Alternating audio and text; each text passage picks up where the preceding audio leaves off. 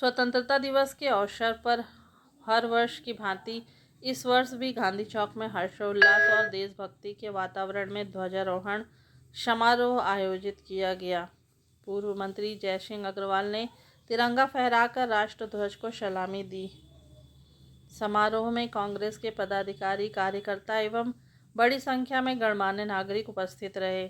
ध्वजारोहण के दौरान राष्ट्रगान के साथ पूरा वातावरण देशभक्ति से ओतप्रोत हो गया।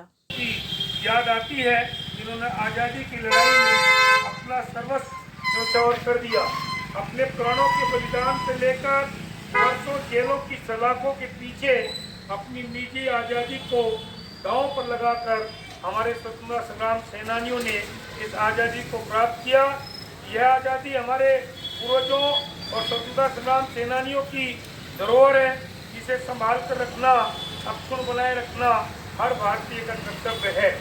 आज का दिन याद दिलाता है आज़ादी की लड़ाई के हमारे नायकों के त्याग, तपस्या, बलिदान और संघर्ष को। भारत की आज़ादी की लड़ाई का लक्ष्य भले ही सशस्त्र संग्राम से नहीं मिला, लेकिन शहीद मंगल पांडे, रानी लक्ष्मीबाई से लेकर शहीद भगत सिंह, अशफाक खान, राम प्रसाद बिस्मिल, चंद्रशेखर आजाद, वीर नारायण सिंह जैसे महान नायकों के बलिदान ने आज़ादी की लड़ाई के लक्ष्य को पाने के जज्बे को मजबूत किया। बस्तर के भूकाल आंदोलन के नायक गुंडाधर देवरूधूर झाड़ा सिरा ने आज़ादी की नई राह दिखाई।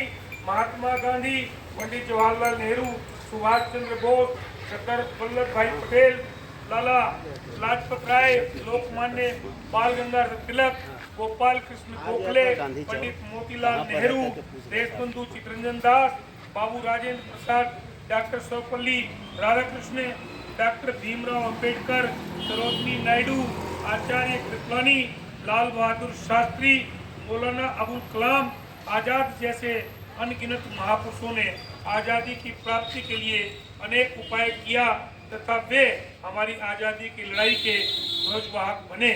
आज़ादी के बाद भारत के सामने बड़ी चुनौती थी खुद को एक मजबूत, स्वावलंबी और प्रजातांत्रिक राज्य के रूप में स्थापित करने की। हमें फख्र है कि कांग्रेस पार्टी की सरकार ने देश के पहले प्रधानमंत्री पंडित जवाहरलाल नेहरू के नेतृत्व में इस काम को बखूबी किया। रियासतों में बिखरे देश को एक सूत्र में पिरोना हो या संपूर्ण प्रभुत्व संपन्न लोकतांत्रिक गणराज्य के रूप में भारत को स्थापित करना हो, या फिर भाखड़ा नंगल बांध, हीराकुद बांध से लेकर विशाल इस्पात संयंत्रों, भारतीय औद्योगिक संस्थान IIT, भारतीय प्रबंधन संस्थान IIM, अखिल भारतीय आयुर्वेद विज्ञान संस्थान AIM, इसरो, सेल और अन्य नवरत्न कंपनियों जैसे संस्थानों की स्थापना किया, जिससे मजबूत भारत की नींव रखी गई। पंडित नेहरू के बाद के कांग्रेस पार्टी के प्रधानमंत्रियों श्री लाल बहादुर शास्त्री, श्रीमती इंदिरा गांधी, श्री राजीव गांधी, श्री नरसिम्हा राव, डॉक्टर मनमोहन सिंह ने स्वतंत्र भारत को विकसित भारत तक पहुंचाया। कांग्रेस के शासनकाल में रखी गई मजबूत नींव और बनाई गई योजनाओं का परिणाम है कि आज दुनिया के सामने एक सशक्त राष्ट्र के रूप में खड़े हैं। साथ ही आज देश की सत्ता पर ऐसी विचारधारा का कब्जा है जिनका योगदान आज़ादी की लड़ाई में शून्य था।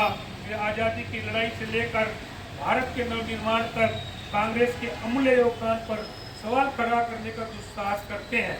सत्ता के संरक्षण में इतिहास को तोड़ मरोड़ कर प्रस्तुत करने की साजिशें चल रही हैं। ऐसे में हमारा ये दायित्व बन जाता है कि हम आने वाली पीढ़ी को देश की आज़ादी की लड़ाई से लेकर भारत के नवनिर्माण से कांग्रेस की भूमिका और योगदान को बताएं।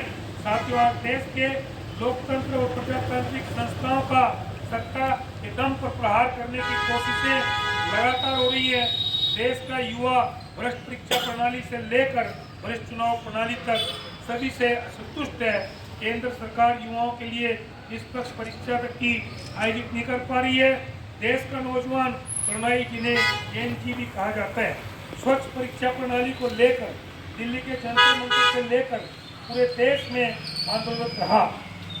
इन युवाओं ने भारत के लोकतंत्र को एक नया राह दिखाने का प्रयास किया है।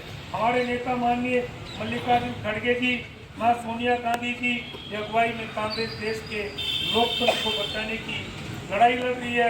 हमारे नेता प्रतिपक्ष माननीय राहुल गांधी जी ने युवाओं की आवाज को संसद से लेकर सड़क तक पुरजोर तरीके से उठाया है। छात्रों की गूंज तथा युवा समाज के माध्यम से राहुल गांधी देश भर में युवाओं की बात सामने रख रहे हैं।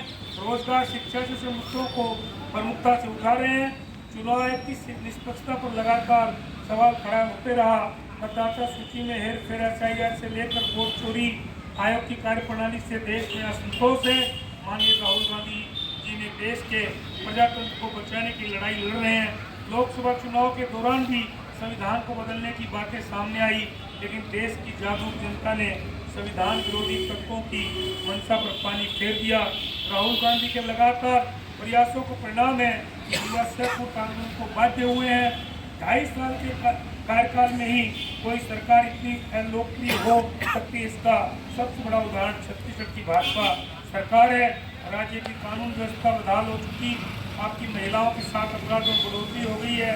चाकूबाजी, हत्या, लूट, डकैती, गोलीबारी की घटनाओं से राज्य का आम आदमी अपने आप को असुरक्षित महसूस कर रहा है। भाजपा सरकार हर मोर्चे पर विफल साबित हो गई है। सरकार किसानों को खाद बीज नहीं दे पाई। परीक्षाओं, नकल और धांधली से युवा वर्ग खुद को ठगा महसूस कर रहा है। अनियमित कर्मचारी, आंगनबाड़ी में तान्य कर्मचारी वर्ग, शिक्षक सभी सरकार से नाराज है। 10,463 स्कूल बंद कर दिए गए।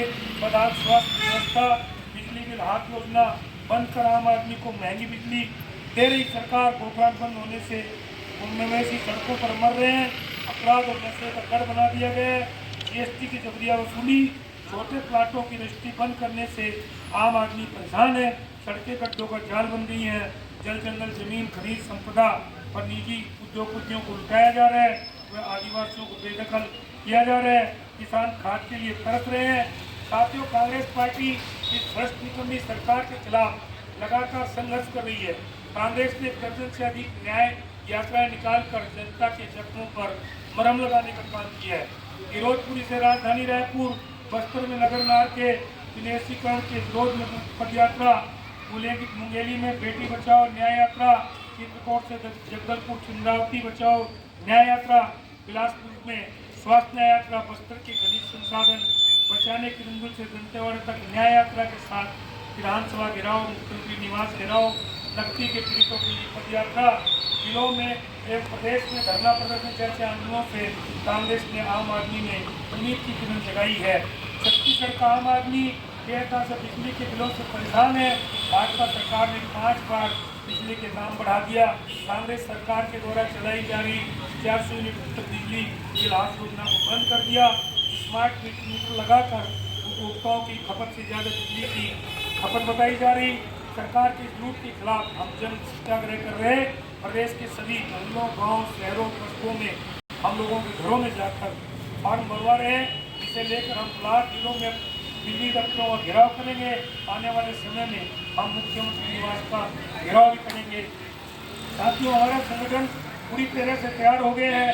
हमारा कनेक्ट सेंटर बेहतर काम कर रहा है।